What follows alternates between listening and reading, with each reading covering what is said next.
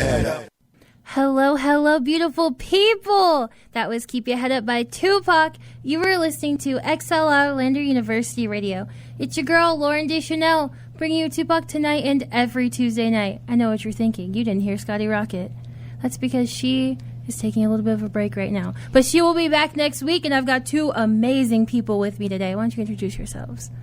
Hi, everybody. My name is Karma. I was here last week, and I'm so excited to be back. And it's just, I love being here. This is such a good show. Great show. I love having you here. Thank you. Hello, hello, hello.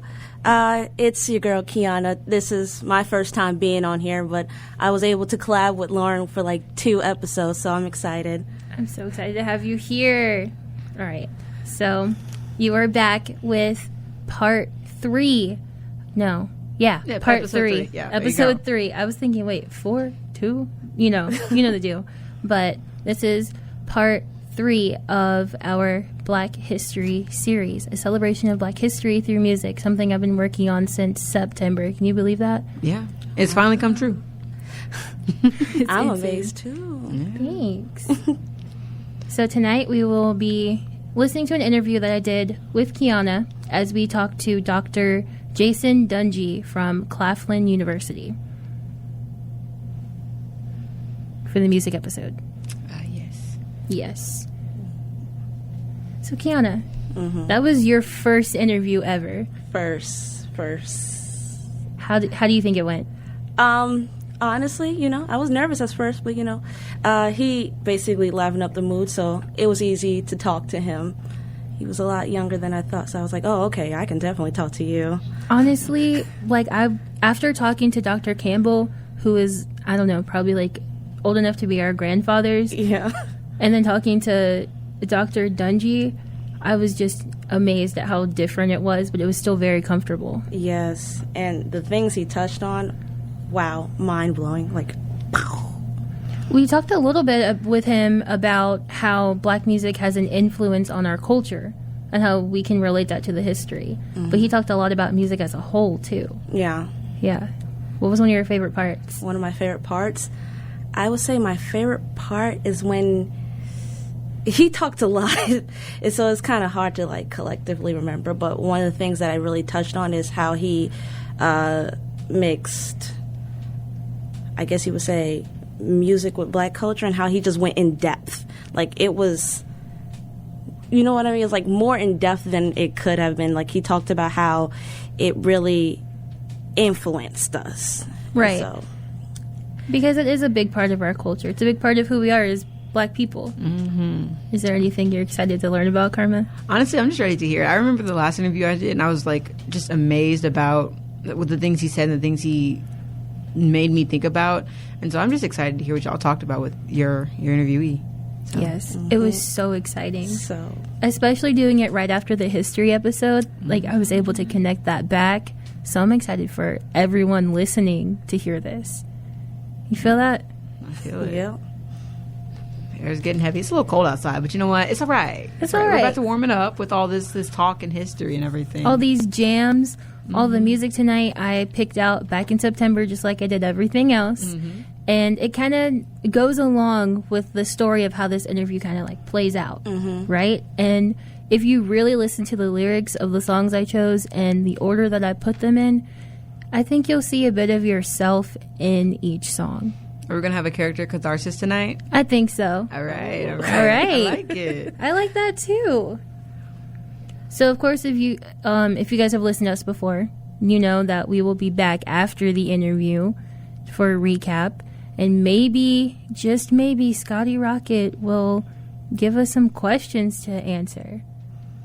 You guys excited to hear from her? Yes. Oh, yeah. I'm excited. She had such good questions last time, so I always like to hear what she has to say. I know. It feels so different not having her in here. It feels different being behind here. Does it? Yeah, like last time I had like a full cast of people. It's been a minute. Yeah. And it's your very first time on the air, Very Kiana. first time. Very I'm literally excited. still like, you know. Yeah. But I'm just trying to, move with the motions. Yeah. It's like every 30 minutes before Tupac starts, I just can't do anything. Oh yeah, we're just sitting in the editing room. She's like shaking. I'm like, girl, relax, breathe. It's okay. Like barely breathing, like not like can't eat, can't even drink water. Just have to like pace. Yeah.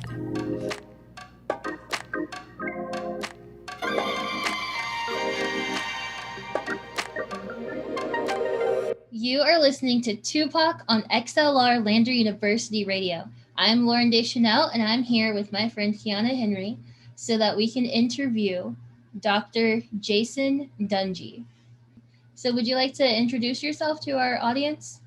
Sure, yeah. Again, my name is Dr. Jason Dungee. I'm currently serving as the Director of Choral Studies at Claflin University in Orangeburg, South Carolina. For the short term is I'm a choir director. I'm the choir director at Claflin. So yes, that is where I am currently living in Columbia, South Carolina. And yeah, I'm really excited to do this particular interview. So what made you want to do this project with us and embark on this journey? Well, recently, with all of that's been happening in our society, the conversations about anti-racism, conversations about systemic bigotry and all those types of things have really kind of had an uptick, obviously. And so in the midst of that, I was kind of drawn into having that talk move into the choral world and really kind of challenging some of my choral colleagues in different ways about how to bring that anti-racist conversation into the classroom. And through that, was able to write an article for the American Choral Directors Association Choral Journal. And through that, I was given an opportunity and made some connections. And here we are. The networking bug bites again. So here I am. Wow. Thank you so much for doing this with us. Sure thing. My pleasure. So talk to us a little bit about your relationship with music. My relationship with music is deep. It's passionate. And it has been my entire life. I honestly started my musical activities in public school. So I'm a product of public school music programs. So go public school music programs, fund public school music programs. I started in 4th grade and went all the way through. There has never been that I can think of a year in my schooling life that I wasn't somehow involved in music, and went on to all the way through high school, majored in music education. Vocal music at Hampton University, which is an HBCU in Hampton, Virginia. Go Pirates. And then went on to Westminster Choir College, which is the only choir college in the world. It's the only one. And I mean, it's literally a choir college. Everybody you see is in the choir. So, and that's in Princeton, New Jersey. I was there for 2 years, taught high school choir, choral music for about 9 years, then went to the University of Arizona to get my doctorate in choral music. Immediately began teaching after that at the University of South Florida, the choir director down there, and then from there subsequently moved on to Claflin. So my relationship with music is one of those things where, it literally is the thing that I do. And it literally is the thing that occupies all of my creative energy. So definitely not a hobby by any means. It is the life. So speaking on how music is so important to you, what kind of music did you listen to a lot, growing up through your childhood?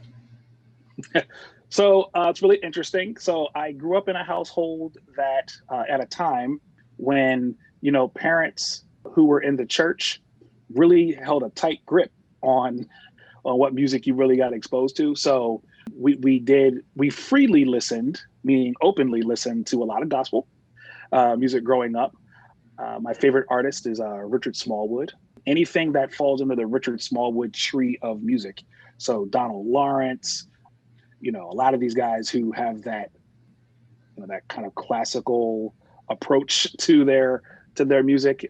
So I really was a big fan of gospel music growing up.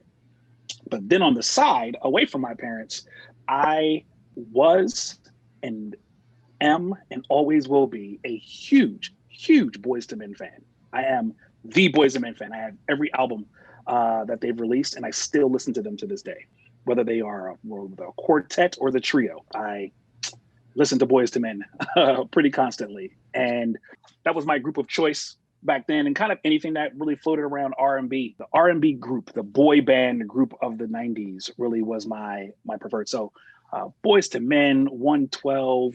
I didn't really like Jodeci that much, but I loved, like Jagged Edge, Shy. There's a group called 4.0 that people don't really know about anymore, but they were amazing.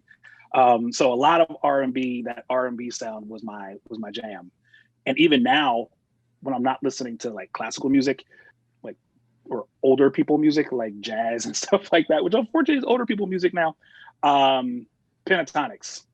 Have every Pentatonics album that is out, and I've been listening to them since they were on the Sing Off. So I'm a big fan of real singing, is the bottom line, I think. We get a lot of that in soul music. Absolutely.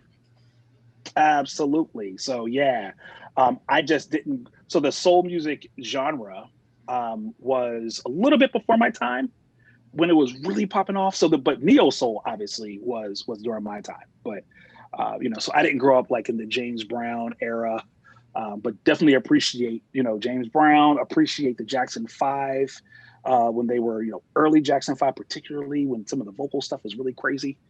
So yeah, but anyway, I can go on and on about that. So seeing how you referred a lot of Black music artists, do you feel that Black culture has influenced Black music? Short answer, yes. Music is a function of culture.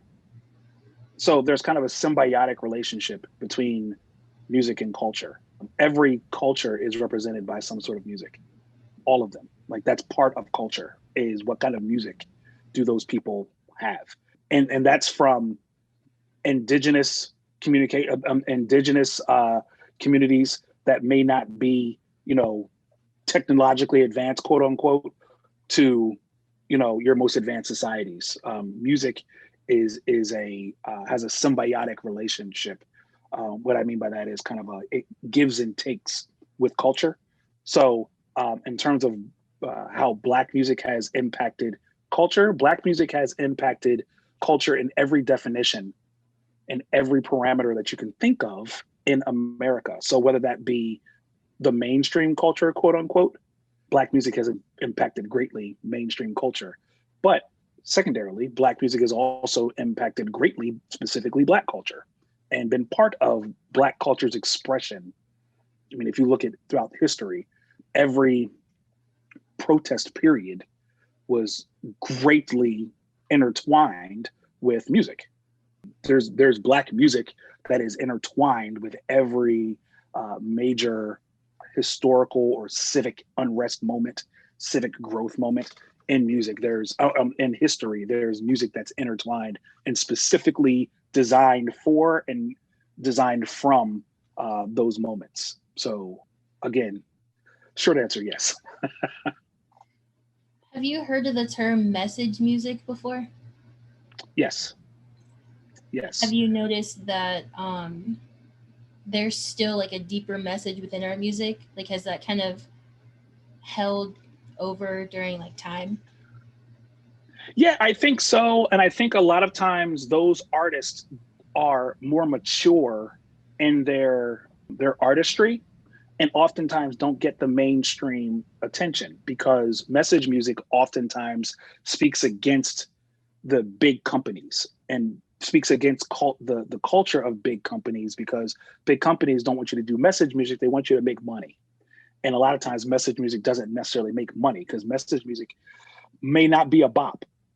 So, and it may not be something that plays on, the radio or gets, the play that some of the less complex music may get. So a lot of times that music doesn't get the attention that it should, but there are definitely artists out there who are still kind of saying something, as I like to say. They are definitely still saying something. I know that, like in hip hop, Kendrick Lamar, got a lot of publicity about just the what he was saying in his music, not just his creativity. Even if you look like PJ Morton is an artist that's really he's saying something about what's going on in society. And so those artists, I think, are personally those are the ones who I tend to want to listen to. Of course, I listen to my bops that say nothing, but you know, I think that those artists are the ones who are really holding up the banner of our traditions and the culture. And more of them need to do that. Common, he's kind of grown into that stage where he's now, saying things. Even though I shouldn't say now, Common's been kind of like that for quite some time. But that's really what he's known for now, is he says something in his music. We will be right back with Tupac on XLR Lander University Radio.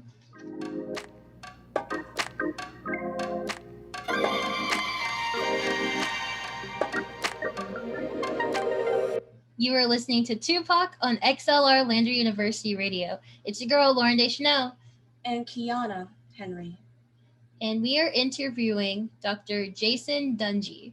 Hey, y'all. So we were talking about Black culture and music and history, and let's try to connect all those. So do you see a connection with Black history and Black music?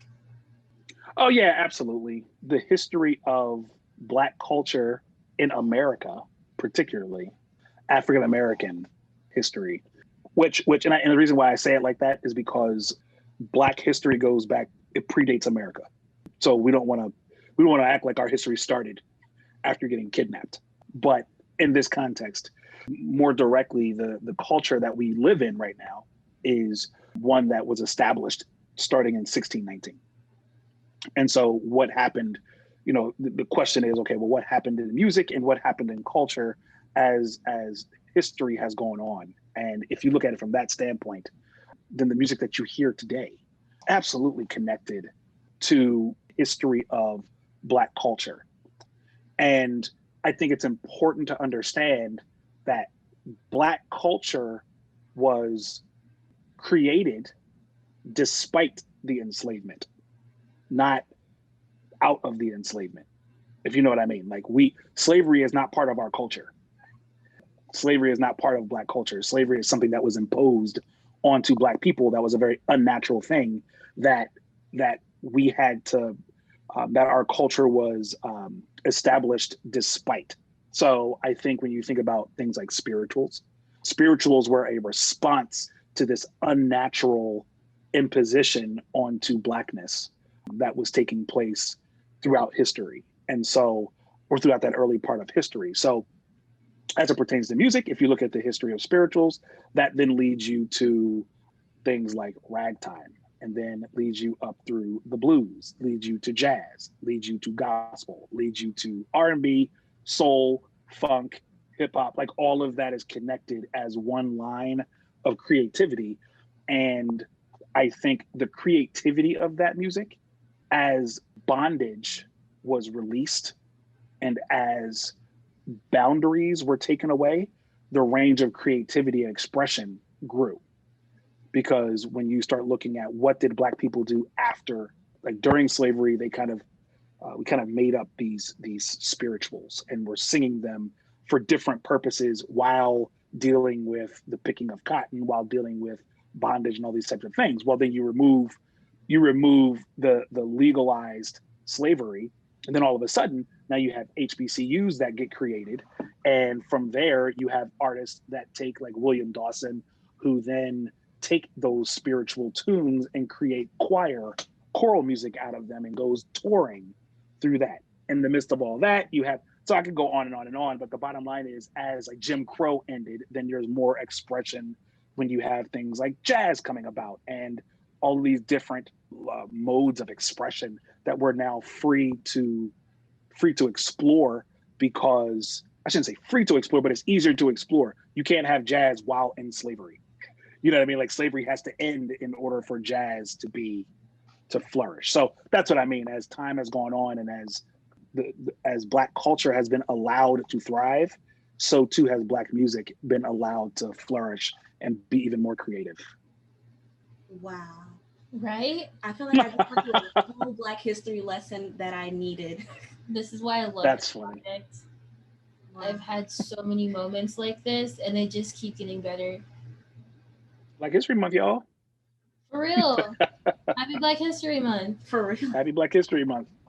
I didn't know that was a thing to say, but I said it to my grandma on February 1st, and Mm-hmm. she said it There back. we go. Have you noticed that Black music is treated differently by non Black people? Yeah, but what's really interesting, and again, I think this is why it's so important for us to study history, because the way that in which it's treated different has been that way since making money off of music became a thing in this country. So Black music now, when we look at the categories of what we call Black music, and this is another discussion that could be had about, like, what do we call Black music and how do we consider, what parameters do we put around something to say, oh, that's Black music and that's not. That's another discussion. So to try not to get too much outside of the blurry lines there, let's say we'll just go with the basics, like something like gospel, rap. You could call R&B, jazz. All right, so that category, those categories are what we typically. Did I say rap or did I say hip hop?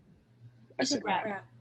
Yeah, I don't want to say rap. Hip hop, because hip hop is culture. And nope, let's go back to rap, because hip hop is culture, rap is the music. All right, so anyway, so anyway, going back to the idea that all of these genres in their earliest forms were rejected by the mainstream, meaning white people, essentially, who were in the money-making business. All right. And so were rejected because of racism, because of white supremacy. They looked at what Black people were creating as being less than, just by virtue of the fact that Black people were creating it. That's something that's baked into, that's cooked into the system. That's cooked into how we perceive things. I mean, even Black people suffer from that. We oftentimes look at what we do as being less than what other cultures do. And that comes from a legacy of overvaluing European influence. Even at the earliest stages of music here in this country, there was if you go back to a gentleman by the name of Harry T. Burleigh, he was in school, I believe at Juilliard, and there was a committee of white musicians, music scholars, who were trying to create a folk music, or figure out what is a representative American folk music. Like, what is the music that we can say is American? Because at that point, they're really focusing on European music.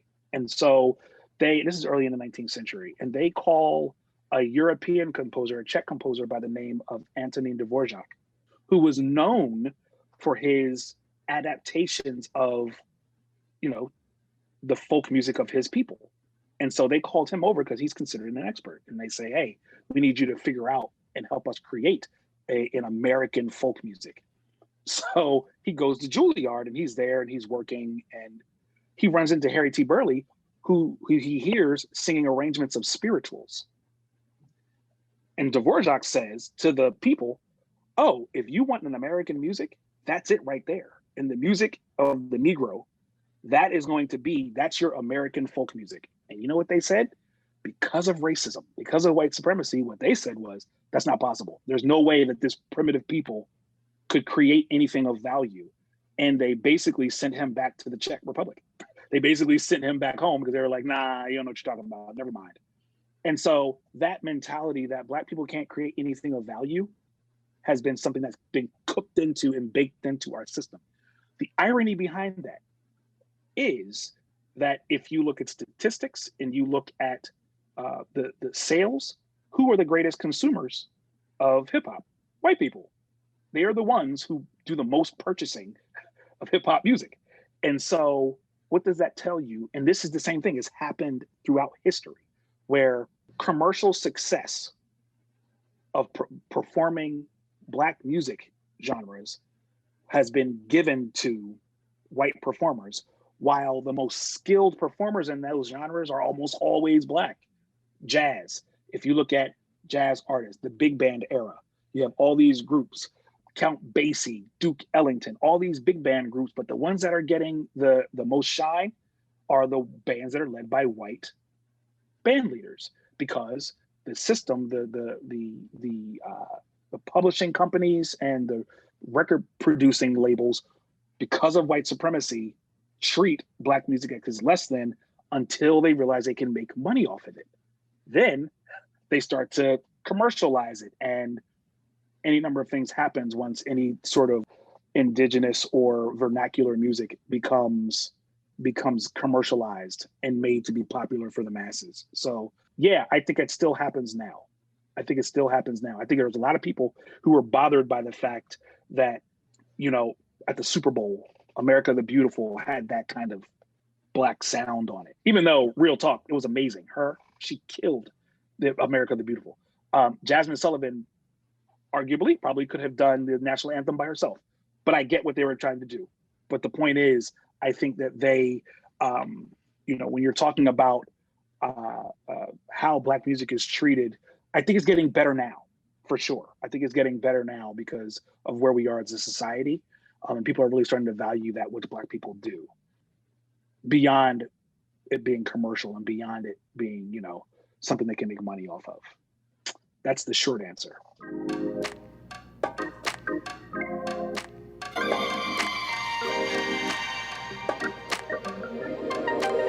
We are back with Tupac on XLR Lander University Radio. It's your girl, Lauren Deschanel. And Kiana Henry. And we are interviewing Dr. Jason Dungee from Claflin University. I don't know how many of our listeners know this, because I honestly didn't know this until Kiana told me, but Claflin is an HBCU. It is, in fact, an HBCU, yes. The first HBCU in South Carolina. Oh, yep. I did not know that. So what brought you there?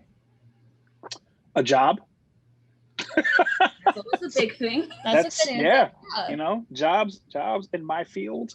Usually there is like one person who does my job per college, unless you have a huge program that has two. So, there are 100 and a little over 100 HBCUs. So in the country, when a job opens up, you try to go get the job. And so, that's pretty much it. There is nothing romantic or deep or clever about it. It was a job, and I was glad to work at an HBCU.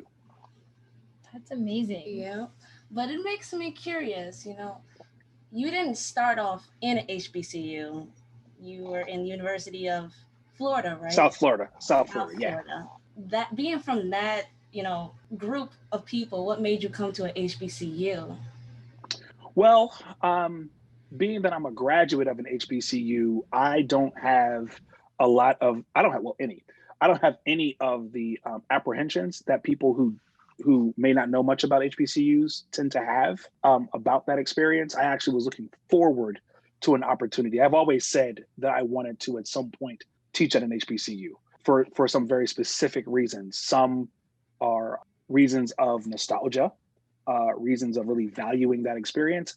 And others are reasons of saying, okay, well, you know what? I think like looking at what I lacked coming from my own experience and trying to say, okay, I want to go to an HBCU and try to fill in the gaps for the next generation that I had when I was coming out. So a lot of different reasons for wanting to go to the HBCU and experience that life and experience it from that side. And it was a great decision, a great choice. I'm really glad that I did. Where did you graduate from? Hampton University. I said that in the other segment now. I know. It's been so in long Virginia. Since then. It was like 3 days ago. It's like, well, I mean, it's been a COVID hour, which is like 6 days. Yeah, 6 days. I think we figured out the math is on a COVID hour. Yep. So, yeah, pandemic math. So yeah, but no, I've Hampton University in Hampton, Virginia. So, as a choir director at an HBCU, what are some of your favorite pieces to direct? Well, that's a really interesting question. So I think, I mean, I have my favorite pieces, but my favorite pieces are, man, it's a really tricky question because it kind of depends, it depends on, you're in choir, so you can understand this. So if one year I have a really banging bass section and like great sopranos, then the pieces that I enjoy performing that year, my favorite pieces may be ones that highlight those the strengths of those groups. But then the very next year, those same pieces may not work because I may not have my top sopranos or my low basses anymore. And so maybe I have to figure out what works for this particular group. So I don't really know, honestly, because when I think of it, I guess maybe what I would think of is music that I listen to most often. So there's a piece it's an anthem by an English composer from the Renaissance period, William Byrd, a piece called Sing Joyfully. It's a 6-voice anthem, a whole lot of polyphony, like different parts happening at the same time. Really complex. And my choir sang it last year and really did a phenomenal job with it. Contemporary music, I would say Luxorumque by Eric Whitacre is a particular gem that we sang last year that I really enjoy. And I love basically everything by a Black composer by the name of Adolphus Hailstork. Yeah, Adolphus Hailstork and Nathan Carter are probably my two Black composers that I just love and adore. Their music is fantastic. Nathan Carter's no longer with us. He passed, I think in 2005, I think he did. But he wrote these arrangements of hymns that were like show-stopping. I mean, anytime you do a piece by Nathan Carter, you have to do that at the end of the concert because everybody's going to pass out. So you got to do that last. Don't do that first. And Adolphus Hailstork, I think, is one of the great American composers that's still with us. I mean, he's just a fantastic, writes everything from clarinet sonatas to arrangements of hymns and spirituals, like everything. So yeah, that would be the answer to that. I worked my way to the answer. You know, prior to this interview, actually, I found you on YouTube and I was like, I wanted to know, listen to some of your pieces. And they are beautifully crafted, might I say. Like my roommate she was like, you don't listen to this. And I was like, I need to know more about you. And I was like, wow. Yeah, well, thanks. Yeah, that's why. It's funny because I really started to put things on YouTube more in the past like 5 years or so. Just because, people are always Googling you. So I'm like, well, if people are going to Google me, I want them to have a whole bunch of music that shows up. So there's a whole ton of stuff of me conducting that shows up on YouTube now when you put my name in. So y'all like and subscribe. Isn't that what y'all do now? Subscribe. I did. Yeah. I did. I will be sure to do that. Yeah. So this is kind of our big question. Don't worry, Okay. It's not too big, but it's pretty big. What is the impact that you have intended to have as a Black choral director directing at an HBCU? It's a good question. I think any educator, part of the heart of the best educators is wanting to, it's very similar to parenting in that you want the next generation to start in a better place than you left off. You know what I mean? Like you want them to be able to have advantages and my wife's grandmother or somebody in her family used to say, you don't have to buy all your sense, you can borrow some.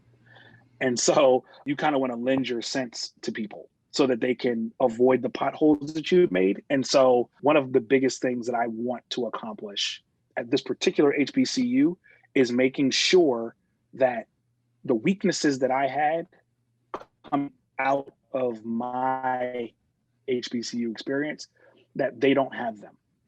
That's not to speak ill of the HBCU experience overall. It's to say that there are some unique things that you can't get anywhere else but at an HBCU. Like you just can't. You can't, and you won't get them ever again once you leave. Like they're just extremely unique experiences in terms of Black culture, in terms of Blackness. They're just unique. Are those experiences necessary to be considered Black? Absolutely not.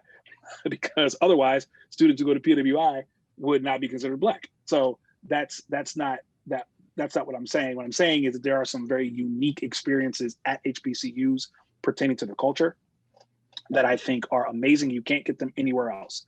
That being said, because of the structure of funding, because of the structure of support historically that these universities have had, sometimes they have to work, the university itself has to work twice as hard because of a lack of resources, because of lack of funding in certain ways, and lack of income streams that maybe some other universities may not have to deal with. So my goal has been to really try to cover some of those gaps that I think I see. So more specifically, when I graduated from Hampton, I had a thoroughly profound appreciation for Black music, a thoroughly profound appreciation for Black composers, a wide range of knowledge about Black composers, and wanting to explore and wanting to research all of that. But then when I went to Westminster and they started asking me about some mainstream quote unquote white composers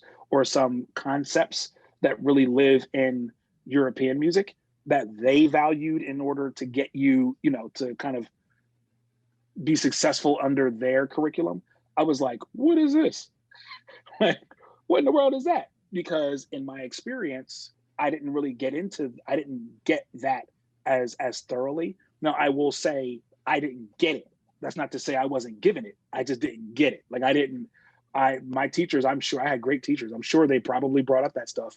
And me being the way I was probably like, oh, I don't want to hear about that. Tell me more about spirituals, and probably ignored or probably missed it. So, but I do distinctly remember in the choir, particularly, that we just did not do some of the Western canon that I think is important for choral students in the music education program to do. And so that's one of the things I focus on now. So the piece like Sing Joyfully, like that's a piece that would not have normally been done at Claflin from what I've heard from prior recordings. Like things like that would not have been done. They have great repertoire in their past though, don't get me wrong, but there are some things that I focus less on entertainment, like focus less on like getting standing ovations, and really started thinking more about what do my music education majors need to have experience by the time they leave here. Like that's really what my priority is in terms of even choosing music. Do my music ed majors need it? And then number two, then is it interesting? Then is it, you know what I mean? So I go from that standpoint. So I think that's kind of an example of what I mean by trying to give them something that I really don't feel like I got. Trying to prepare them for their master's degree is really what I think about when I'm engaging with my students at Claflin. What would you like to leave us with? A song. I'm just kidding. No. I know. I was like, is he gonna pull out an instrument? Like. Yeah. No. Not today. No. I appreciate what you all are doing. I know that existing in your world. I don't know anything about the demographics of your university. I just know it's not an HBCU. So, yeah. And I think existing in that world has its own complications. And I think, and I'm happy to see that you all are engaging in this work, because the reality is, regardless of whether or not you come from an HBCU or whether you come from a PWI, whether you come from no school at all, we all have to engage in this kind of this work, uplifting the community, uplifting the culture, being anti-racist, and really doing that work, because that's the future of the country. That's the future that's going to make us great for the first time. So yeah, so kudos to you for this work, and I'm proud of you. Way to go. Keep it up. Thank you.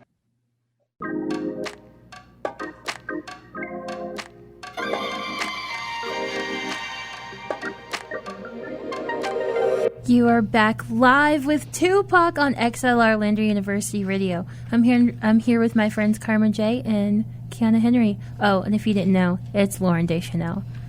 Oh, saucy, aren't we? I like it. Always. All right, should we do a roll call? Do you guys know what roll call is? Yeah, let's do a roll call. I don't know what it. Roll call? Yeah. Okay, so usually I'm gonna do my best Scotty Rocket impression, but it's when we do our shout outs. Okay. So it's roll call, roll call, roll call. Okay. Welcome back to class, guys. That was cute. Welcome back. Cute. Okay, so shout out to my girl Amy from Hull, Scotland. Shout out to my girl Scotty Rocket. I miss you so much, like so much. Shout out to my mama. If you're still listening, I know you probably went to bed. Shout out to my daddy. Shout out to my mom. Shout out to my grandma. You guys have any shout outs? If Reese is listening, shout out to Funderburg, because he's just great. He's great. And I will take those extra 2 points for giving you a shout out on that test Thursday. I know that's right.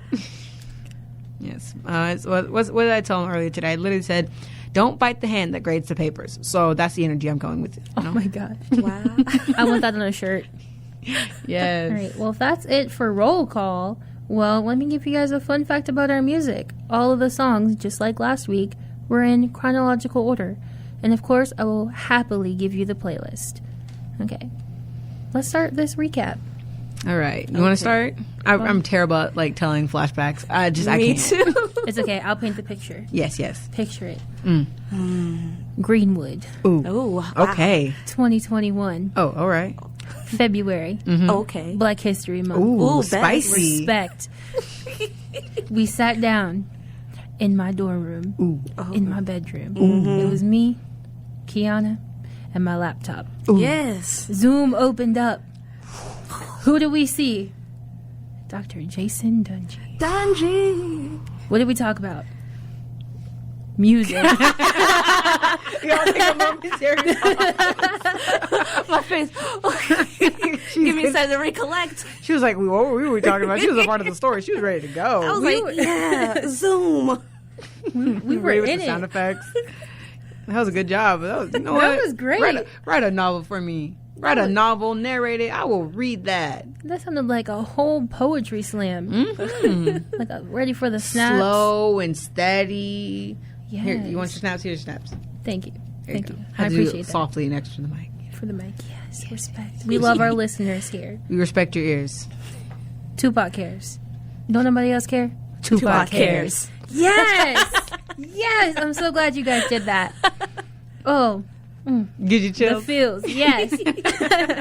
Okay, so yes, we did talk to Dr. Jason Dungee about music and why music is so important to us as Black people. So is that something that you guys kind of want to answer? Like, why is music, in your opinion, so important to us as Black people? Oh my Lord! I'm gonna let you go first since I did a lot of I did a lot of talking last week, so I'm gonna let you have the mic for a minute, and then I'm gonna come in behind you. All right. Repeat that question one more time. All right, I got you. Let me get my thoughts. All Okay, right. why is music so important to us as Black people? I think it's, our way of self-expression. Even from a long centuries, it was our way of basically getting out of what we were dealing with in the moment. So I think it was a self-expression, and it still is used as a way for us to voice our thoughts and opinions on certain issues. So, yeah. Yeah. It was definitely something we didn't have to code switch, and Oh, I like that. you quote me on that right now. Write that down. Scotty Rocket, I know you're listening. Write this down. It wasn't something that we had to code switch. We could sing and speak on our lives and our culture and talk about how we really felt about something with music. And people would be like, oh, it's just, it's just sad. It's just blues. Like, no, baby girl, this is real life. This is hood. This is, what is it? I can't say that on the air. See, I stopped myself. See there? I got but you. no, it was our lives. It wasn't something that people could quiet. It was just they would listen to it and acknowledge it, but they wouldn't listen to it and hear it. You know what I mean? Mm-hmm. And so it was kind of like a secret message to each other. Like we're passing notes. We're going down the Underground Railroad. So Right. we had music to connect us because if there was anything that made us different, music is what made us the same. I like that. Wow. I'm like, let me do my thing a little again because you got a little. I feel like music is something that connects not just us to each other in the same generation, but from different generations. Like, think about it. What connects you to your parents and your grandparents the most? Their music from Their their music. time. Butter beans. Yes, ma'am. Collard greens, Food. I got cornbread. But you know, whenever I think of like food and cooking and everything, I also associate music. Like my grandma would have the record player maybe playing in the background in the sitting room, not in the living room, in the sitting room. That's how Yeah. you know we Southern, right. And it's just like we've always had music. They used to have in my grandma's house, they have a speaker system. For their time, it was a speaker system, and so you could turn it on. It was intercom system. That's what it was. Yes. So you could turn it on. You could hear the music throughout the house, and so that's what she did when they were cleaning out the house. I was like, what is this? What is this noise? They put it to work. music is such a big part of us. Like, Sunday morning when you hear the I music was come just on. about to say that. If I hear Marvin Sapp, Ooh, Grandma, I know you know what I'm talking about. If I hear Marvin Sapp, you better Kirk get them Franklin, dusters out. Yes, time to get the Swiffer, the vacuum. You better get out of that bed and change the sheets too while you at it. At like Teddy 6 in the morning. Pendergrass, yeah. Time to clean. Like, don't we go to church at 8? Yeah, you got Yeah. 2 hours to get together. Let's go. Oh my gosh, if you don't wake up early for church. I don't even want to remember. You don't wake up early for church. You wake up early to go to Sunday school, and then you go to church, and then after church you go to supper, and after supper you go to Sunday night prayer, and then after that you go home, and then you got Wednesday night prayer. So it's a circle of life. Yep. The circle of church. Oh yes. Let's talk about how music influences Black culture, because as Dr. Dungee said, it doesn't just influence Black culture and Black people, it influences culture as a whole. So what are your thoughts on that? Well, since I took the first question. I knew she was going to do that too. How does it influence as a whole? So I don't know. Did I talk about this last week? I think how I said I used to hate on rap music. And so that's another thing. So my view of music has been so limited for so long. I grew up in a very urban majority area, and there wasn't a lot of like ethnic things I could do, because the ethnic side of town was ghetto. And I don't want to put it like that, but the ethnic side of town, the bad side of Two Notch, that was a little ghetto. All right, I didn't go over there. And so for me, music was not something that necessarily connected me to people for a long time, because I just didn't have a reason to listen to that type of music. I didn't know what the message carried. And so I felt limited in my Blackness because a part of myself I didn't want to explore. And when I finally realized what music meant, what it passed, what it carried, because I got into poetry, so poetry kind of led me to listening to more message-based music. I learned that there's more to Black history in music than there is anywhere else, because you can trace Black history through music. You really can. You can go all the way back to the Deep South, to the slave roots, and be like, okay, spirituals. Yeah, exactly. Spirituals. You can trace that all the way back, and then you can come back to the present and look at where neo-Afro punk is going, and look at the new indie rap artists, and kind of watch the movement through history. You can document time, lives, family history. Music is just a subculture of history that should be explored in both genres of just music, and then African-American music, and so on and so forth. You said you wanted to go second. I don't like this idea no more. It's called Tupac. Oh my God. Okay. Wow, Carmen.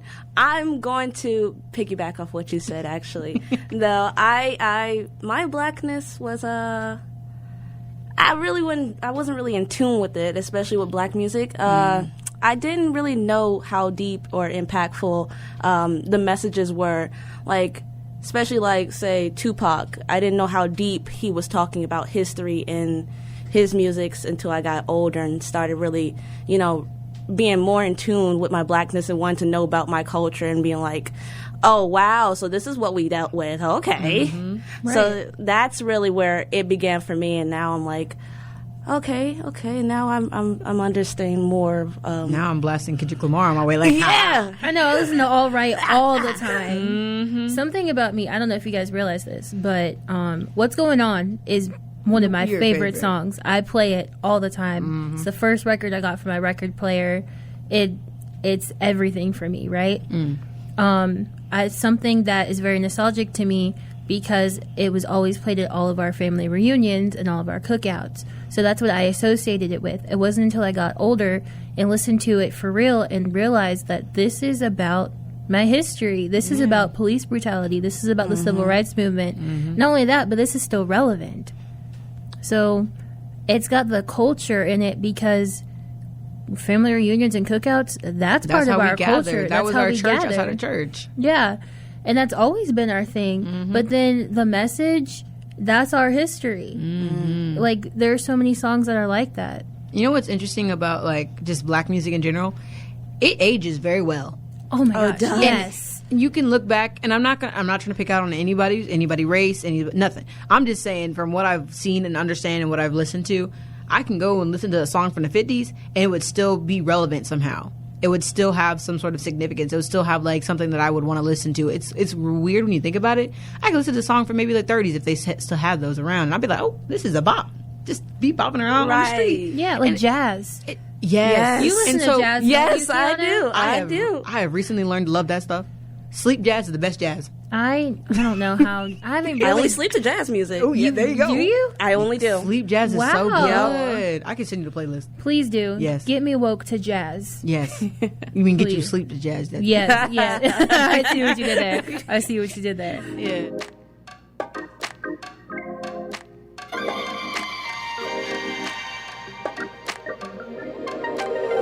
You are back live with Tupac on XLR Lander University Radio. It's your girl Lauren Deschanel, and I'm here with my friends Karma J and Kiana Henry. We just had a very intense talk over the song break. This song was Intense. it was It intense. was intense. I was intently listening to it. And, I would say that it qualifies as message music. Would you? For sure. That is definitely message. And you know what? It's message music from the other side of the spectrum, because the artist is a white artist, and it was interesting to hear that perspective. It was interesting to know that they know. You know, because sometimes it's like people don't understand. They just make music to make music. But sometimes when they understand, they comprehend, and they can replicate and communicate a message similar to what we're trying to communicate, because they know that their audience is going to hear it and see it.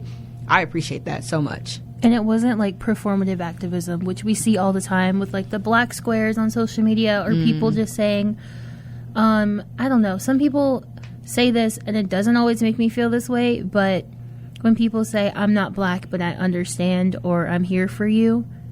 You don't have to be black to yeah. understand. Yeah, and like, I don't know how, at first I was like, oh yeah, that makes sense to say. But then after a while, it kind of made me think, like, how is that not problematic? How is that supposed to make me feel? What you need to do is acknowledge that you are a race, that you have a race, and that your ethnicity and your background are going to affect how the world approaches you Yeah. and how you approach the world. So saying I'm not black and that disqualifies everything you say right after that. Just say, I don't understand. Can you teach me? That's all I want to hear from Yes. you. That is literally the only thing that should be coming out your mouth. This is why we have Tupac. Yes. This. I'm gonna be on air from now on, Megan. I will be your third. 3-Pac. We can have 4-Pac, Kiana. I see you over there. Yeah. I'm trying. Wait, were we talking about doing a podcast together, the three of us? Yeah. The issue at hand? It's kind of like a preview. Ooh, We could start storytelling. Saucy. Okay. You know what? I would love to do storytelling, because I feel like we all have different experiences and that we Yeah. can all speak on it so well. Yeah, I think we definitely do, because, well, we all share one thing in common. We're all black. Yes. Of course. But we also have different backgrounds. Like, I grew up in Maryland. I'm biracial, you know. I grew up in a New York, environment, Jamaican household, those kind of. I grew up in Columbia, South Carolina. Parents from the deep south. So Yeah. I'm second generation college. I didn't even think about that till recently. My dad, my mom were first gen, and I'm second generation. So that actually says a lot about my family. My great-grandparents were sharecroppers. My grandfather owns half the town right now. So we've come up a long way. Yeah. I could do, you know what? It makes me want to do some history, dig some stuff up. We should really do a podcast. You know what? The first episode should be family tree and talk about like just our backgrounds. That'd be really cool. Let's do it. I like that idea. Yeah. The Or finger should- point. Or should we just pitch a radio show? Pitch a radio. That would be so cool. All right. Funnyberg, I want you to listen to this. All right, I'm going to set the scene. All right, yes. Picture it. Okay. Picture it. Greenwood, 2021. Spicy. Yes. 3 black women Ooh. in the station. Oh, the melanin on The point. melanin on point. Glowing. The sun is glowing down on this It radiant might black be 20 skin. degrees, but it's all right. It's all right. Black History Month started it all. Zesty. This is not zesty. The issue at hand is we need to make this a radio show. You know what? I'm going to find free time just for this. Yeah. We're already trained. She doesn't have to work the board either. No, you don't. Girl, just show up on time. All right. I'll try to do that. You'll try. I'm going to put you on my calendar. That means you got to show up. Honestly, I feel like I'm Write going it to get a in lot pen. of alarms. Write it in pen, not in pencil. You're right. Write it in pen, not in pencil. Yep. So But yes. Yes. Where were we going? We got way off. we Megan's question. I would like to know what Megan's question was. Scotty Rocket. You've been called upon. Okay, one of her questions that I would really like to talk about is she said, we talk about representation a lot on this show. So who was an artist you felt you could identify with growing up? Do you want me to continue the question, or do you want me to stop There there? more to the question? Yeah. Go ahead and continue. Do you wish there were more artists you could relate to, and do you feel like the kids and teens today are able to see more of themselves in the music industry? I personally feel like we see less of ourselves in the media. Because think about it, in the 80s, 70s, 80s, and 90s, Ooh, saturated. a bunch of black sitcoms and a lot of black music. And it wasn't whitewash. It wasn't light skin. Like, I'm not crapping on light skins, but I'm just saying, like, Except for light skin on Viv. yeah. Oh my. Anyway, That was a shade. That was an observation. Yeah, but we had like shade. We had, you know, we're gonna call it shade range. We had shade range, so it Yeah. wasn't just light skin. It was also people that looked like me that had like the 4C hair. It wasn't just one particular type of black. It was multi-purpose black. I like, you know what, multi-purpose black. There we go. I like that. That works. Yeah, and it was real storylines that Real- fit us and real showed off life. our culture. Yeah. Like Moesha, Sister, Ooh. 227, One-on-one. One-on-One, Oh, one-on-one. the Parkers, Yes. Where the Family Parkers. Matters. Oh my God, the music hit different. Yes. And then even with music, like we had a bunch of artists in the 90s. We had small groups coming out constantly. Boys to Men, Jagged Edge, Jodeci, TLC. In Vogue. SWV. Yes. Just so many. So many. Tony Braxton. Yes, my queen. Yes. Brandy. So- Monica. Yes. Whitney. Yes. So many. New Edition. Ooh, no addition. Tevin Campbell. Just thinking about it. Brian McKnight. Stop it. Keith Stop. Sweat. No, but that time period was just such a good time for us. We were oppressed, but we were saturated in the media. Yes. And you know what? I feel like that was a time that we had so much growth, but we got retracted And in remember, the 2000s. A lot of Black Power was happening. Like that movement was continuing, and then all of a sudden we get to the late 90s and the 2000s. All of those shows are over with. They got canceled. They Got ended. canceled. They ended. Everybody got older. The music is different, and then you see in the media a lot of. Hold up. Now that I think about it, we grew up in the 2000s, right? 2000s, late 90s, yeah. A lot of us black girls growing up felt that we were very whitewashed and that we had to kind of be within that Assimilate. culture. We had to assimilate to that culture. That's what we wanted to be because that's what we saw, right? Yeah. Yeah. But what else was going on? We were seeing people like Paris Hilton, Ashley Tisdale, all those people in the media, and they were people that We're prominent in social society. right. Social society. That's a lot of And think about how with TikTok, Y2K is seen as their style when Y2K was Y2K Y2K was definitely a black aesthetic. it was Little Kim. Little Kim, Missy Elliott. Yes. It was Aaliyah. It was Selena. Oh, I love Selena. She is my POC little Latina. Love her. Like, Yeah. it was just, we had so much. Y2K was definitely something Yeah. that we had. I'm not saying that it was owned. I'm not trying to we're not trying to was it? Gatekeep. We're not trying to gatekeep or puppy guard, but you cannot say, oh, it was Paris Hilton. It was this. It was it. No. It came from everything. us. It came from us. Y'all kind of developed it in your own way, and we developed it in our own way, and y'all saw it as ghetto. Ghetto So- until proven fashionable. Everything we've done, so occasionally, is becomes considered ghetto later on down the line. But do you see the connection I'm making here? Is like we saw less of that, and therefore we didn't grow up seeing as much. We didn't which is identify. why we assimilated. Because we could not identify with people in the media, so we started to form into things that we saw. I think now we're gonna have more of a come up. Think about it. We got shows like Mixed Ish, And right all now, the and all the Blackish spinoffs, because she Yes. has Grownish too. Yes. Yeah. Who Meg The Stallion is making it big right now. Meg Thee Stallion's we have a coming bunch of up. black artists, like a bunch of Flo female Milli. rappers. Flo Oh my Milli, I love her. She's so cute. her raps and She released a song last week. I was so mad I missed it.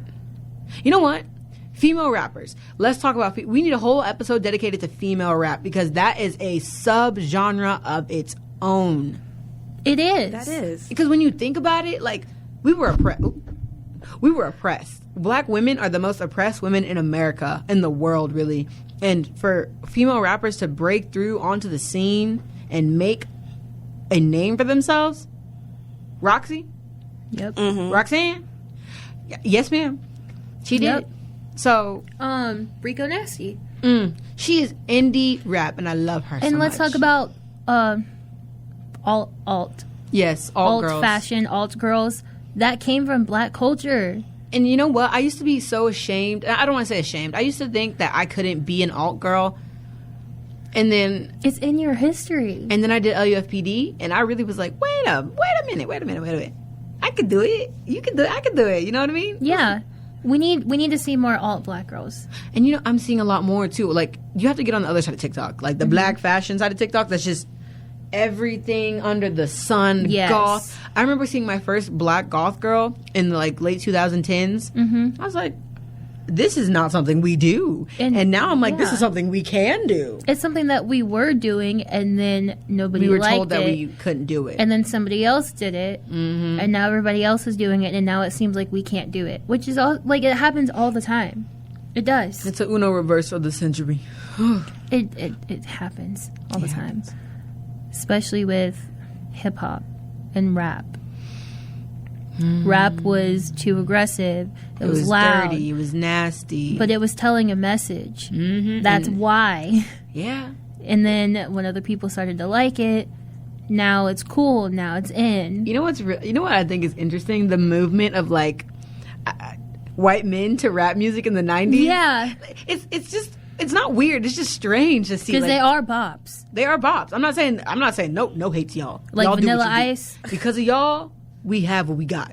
But it was Eminem. it was interesting. It was like, wait, y'all I can't even put it to work. And then also, like, you can also relate that to, like, Hamilton. I think about Hamilton all the time because people wanted to know why Hamilton was so good. I'm like, it was good. It was just a lot of POCs. That sums it up. And honestly, you don't get a lot of representation the way Hamilton did it, and that's why a lot of I think that's why I'm so obsessed with it. and all of the so good. All the Oh music my is God, taken yes. from like 80s rap, though. Yeah, like all the rhymes. Include me in the remix. Scotty Rocket, put that on a shirt for me, please. Please include Scotty me in the Rocket. remix. Include me in the remix. Yes. I love that. That should be on a sticker. Yeah. You know what? Scotty Rocket. All right, here's the request. So you take your logo, right? You put a little circle around it, and you put in it, include me in the remix, like in Work. the quotes. Yes. And you put work in the hand, so it's like all the work. Yeah. And include me in the, that's the one. Yes, that's the one. That's the one. I'll draw it up for you. I'll send it to you later. But yeah, it's like, it's just weird. So much. Yeah.